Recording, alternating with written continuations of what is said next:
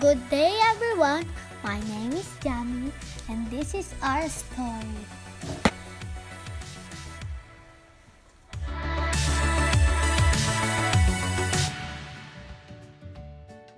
Welcome to our kitchen guys and welcome to my vlog. So tonight I will be cooking beef giniling a la menudo with a twist. You all wanna know how? Just keep watching and I'm gonna show ya. So let's start with the ingredients. I have minced beef, fresh na fresh. I have tomato paste, raisins, white onion, garlic. I mix soy sauce and oyster sauce. And I have bacon.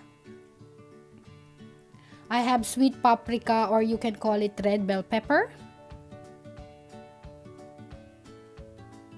I have some green peas, potatoes, and of course, carrots. So here's the twist, guys. I'm not gonna be using cooking oil. Instead, I will be using bacon. So let's start cooking. So ayan guys, I turned on the heat now, and as I have said earlier, I'm not gonna be using oil. Instead, I will be putting bacon because bacon produce oil and it tastes good. I just love the smoky flavor on this recipe. So yeah, so we will just gonna put the bacon, and ayan, as you can see guys, nag-produce na siya ng oil. So I'm gonna put now the minced beef.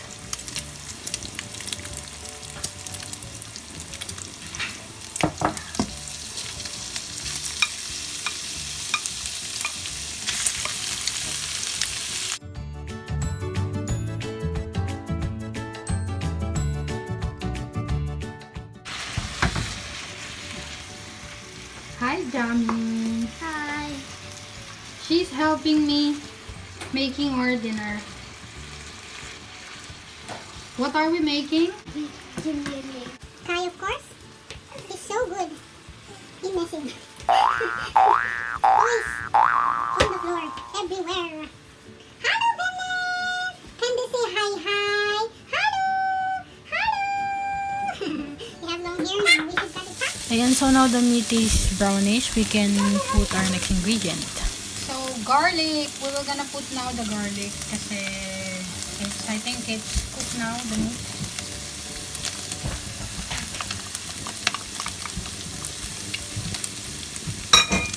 So after a few seconds, we will just gonna mix them all, halo-halo lang. Now the onion, white onion. And so we're just gonna put the onion here for a while and let it cook for about a minute or so. And then we can mix it all together.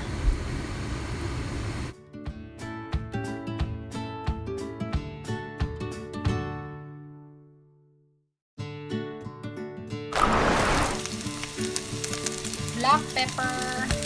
And unti-unti na natin siyang nilalagyan ng seasoning para ma-build up na yung flavor. Salt. So, ayan, we were gonna put a bit salt, not too much, because as you know, the bacon has already saltiness taste. Medyo maalat yung bacon. Ayan, we will just gonna mix them all together so the taste will be balanced. And now the potatoes. Potet in Norwegian. Patatas sa Tagalog. Potato sa English. Ano pa? Kartofler sa Danish.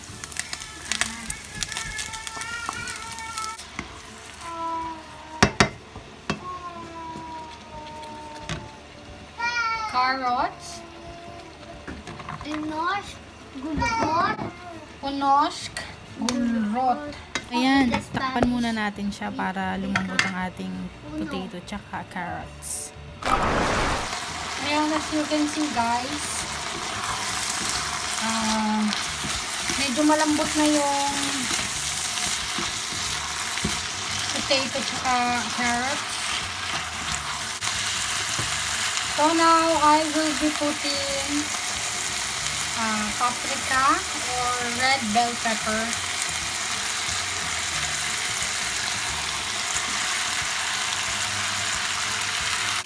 Yung paprika dito o red bell pepper dito sa Norway, sobrang sarap.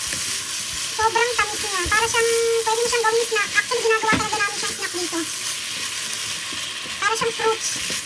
Matamis, sobrang tamis. We were just gonna wait until the paprika is half cooked. Ayan. Sobrang bango niya guys. Yung paprika. Amoy mga fruit. At saka mga vegetable. Mamaya kakain kami ng kanin with giniling.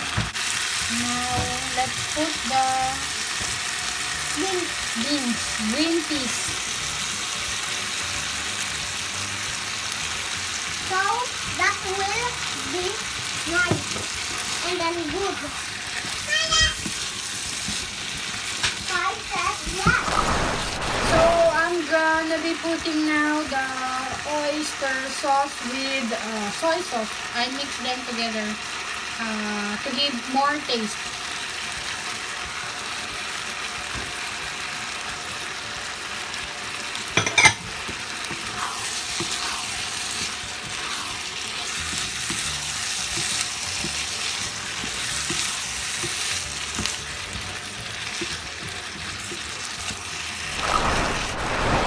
And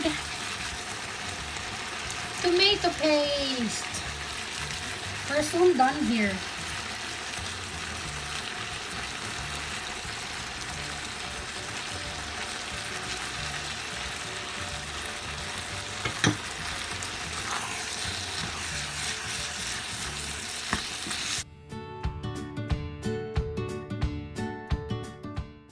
And for the last part, ang pang-finale, ang ating raisins o pasas.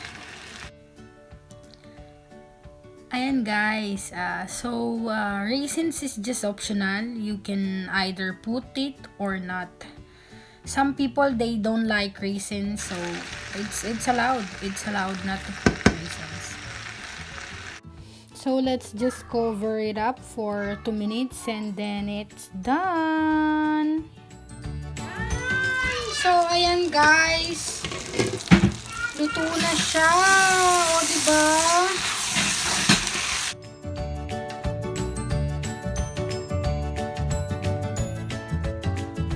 Ayan. So, ayan na ang ating finish beef giniling. And I will be serving. Yay! We have rice. Today, rice and beef giniling. Are you happy? Yeah! My favorite is giniling. And Rice! yeah, so hi Kai! Hi!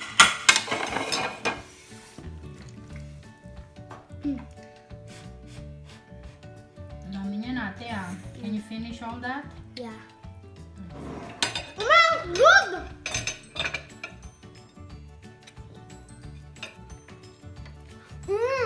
It's so good.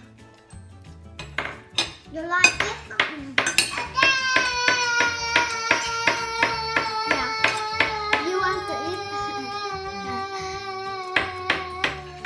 Ayan, so thank you for watching guys. This is it for today's vlog. Hope you like this video. If you do, please hit the thumbs up button and consider subscribing. Sinusubuan ako ng anak ko. And we'll see you again on our next vlog. Say hi!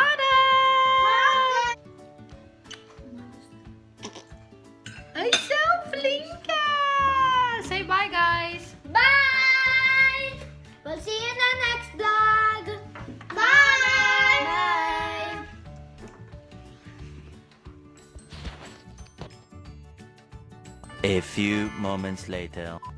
He just came a while ago, and I want him to try the dish I made today. But he already tried that before. That is giniling. So how was it? It's good. Do you like it? Yes. Okay, thank you, mahal. Thank you. Enjoy your meal now. Thanks for watching, guys. Hope you like this video, and if you do, please hit the thumbs up and don't forget to subscribe for more upcoming videos. Bye!